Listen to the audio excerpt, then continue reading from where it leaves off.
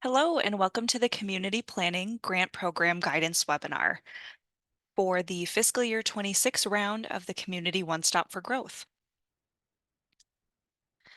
To start with a brief overview of the Community Planning Grant Program, we have two program staff. That is myself, Mackenzie Bell, Senior Community Grants Coordinator, as well as Victoria Healy, Community Grants Coordinator. Our contact information can be found on the Community Planning Grant Program webpage. The main purpose of the Community Planning Grant Program is to fund activities for community planning, zoning revision, and planning for housing projects. This can include direct community engagement efforts to engage community members in a planning process. It can also involve producing draft, phased, final versions of planning and zoning documents and other local planning activities. To apply for the Community Planning Grant Program, applications can be submitted by municipalities, regional planning agencies, as well as other municipal entities. And as mentioned, the Community Planning Grant Program is administered through the Community One Stop for Growth, a single application portal. So what's new this year? Some of this is the same as last year if you've applied in the past, but want to highlight a few aspects related to MBTA communities compliance. Note that non-compliant MBTA communities are ineligible except for efforts to become compliant with Section 3A.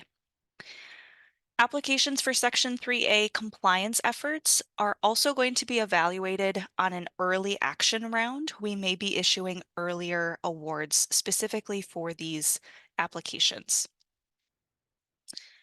We want to point out that applicants with adopted housing moratoria or other restrictive bylaws that do not allow for at least a 5% increase in housing production over a single year are ineligible. You can contact me, our program staff, if you have any questions about these eligibility parameters. And as part of our commitment to regional and geographic diversity with awards, we'll be setting up to 10% of funding, each for rural and small towns, gateway cities, and seasonal communities.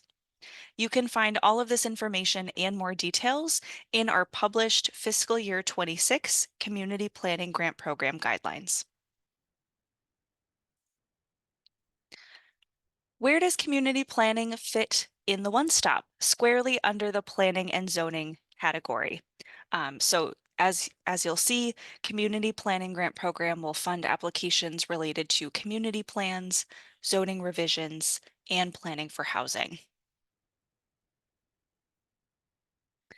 If and when you are completing a full application, that means that in Section 2, you're going to select planning and zoning, and then the subcategory that most aligns with your proposed project, community plan, zoning revision, or planning for housing.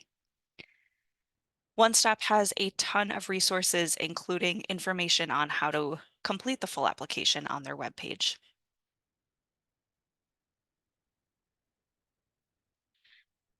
As mentioned, we have all of these details and more in our published guidelines, but want to draw your attention to a few highlights.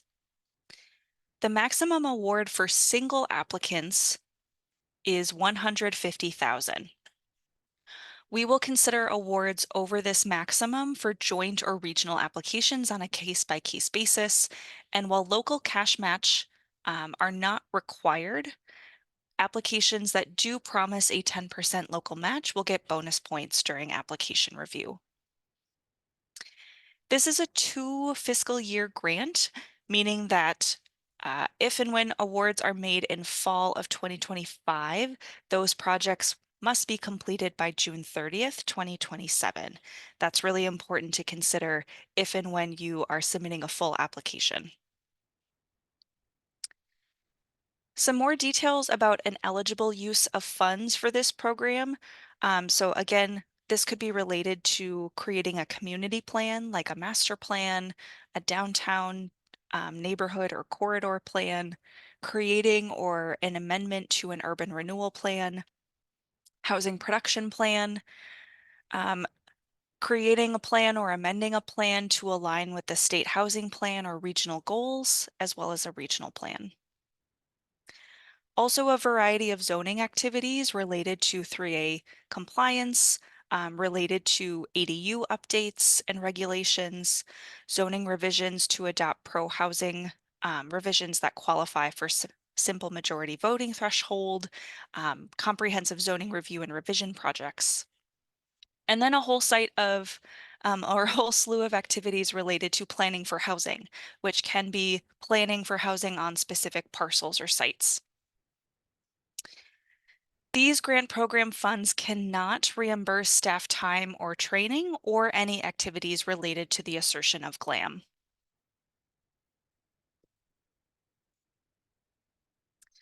So competitive applications. I want to point you again to our published guidelines because those guidelines include our scoring rubric. You can get a sense of how applications will be evaluated and really consider how can you maximize all possible points. And while an evaluated score will be incredibly important when determining award recommendations, we also look at regional diversity, environmental resiliency, previous support for a project from EOHLC, whether an applicant would be a first-time recipient of one of our grants, and general alignment with EOHLC priorities. Full applications that tend to score well really explain how the project addresses a need specific to that community. What is specific to you? What is a specific need? How is that project really going to solve something that you specifically are facing?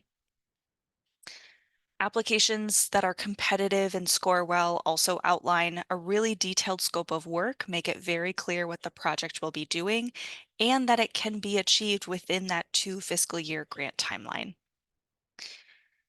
They often include evidence of what has happened to date, what's really informing this project, and showcase that leadership has a track record to execute this project, confidence that it will be executed well.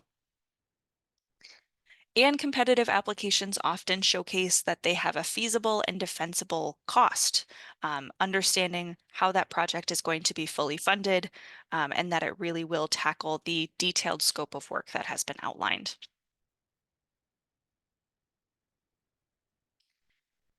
So timeline, again, the one-stop webpage has all of these details and more. The full application and expression of interest submission is open now. So if you haven't done so already, consider submitting an expression of interest to get general feedback on project eligibility and for which program or programs it may be considered. From January to April, we're in our guidance phase. In addition to the expression of interest, you can find webinars like this one, as well as general one-stop webinars, and look up for office hours to have real time, real face time, I should say, with program staff to answer any questions. Beginning in May, you can start to submit a full application with that final deadline being 11:59 p.m. on June 4th. Programs will be evaluating applications from July to September, and we anticipate an October timeline of notifying of grant decisions. But remember that the Community Planning Grant Program specifically may issue early action awards to applications related to 3A compliance efforts. Again, thank you for your interest in learning more about the Community Planning Grant Program. Visit our webpage for more information and reach out with any questions.